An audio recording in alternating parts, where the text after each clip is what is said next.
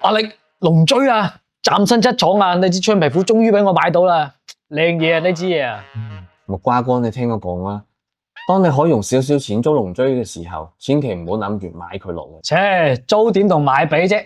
呢啲叫擁有感啊嘛，你識唔識㗎？擁有感啊！你試諗一下，一把龍錐成100萬，你租先至幾錢啊？你玩厭咗可以換把永恆之槍，一唔係或者換把王子，新鮮感長駐。最緊要係萬一 Steam 神咗，俾 VAC 封號，你知龍錐要凍過水噶咯。而租嘅話咧，最多就蝕少少租金，拍籮柚就走人啦。咁我唔買都買咗咯，咁點算啊？有得救，你即刻將你把龍錐放上去租槍平台，以租養買，同時我再去幫你租多把龍錐翻嚟，等你可以同時親身體驗一下租同買嘅區別。你信我啊，你一租你就上癮。係喎，仲可以咁玩，嚟即刻轉賬俾你。搞掂噶啦，你睇睇。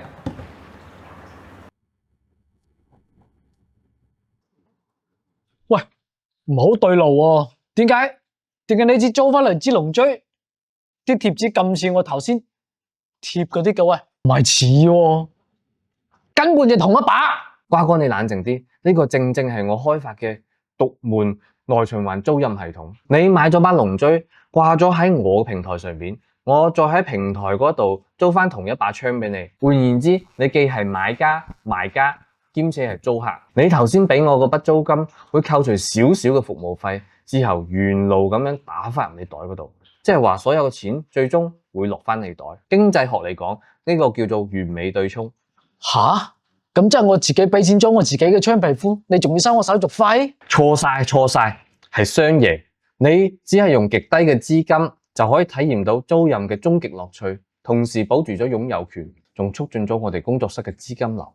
呢個就係我一直要強調嘅，就算你幾咁有錢都好，可以使少少錢就可以租到龍錐，絕對係好過一筆買過。你而家明白未啊？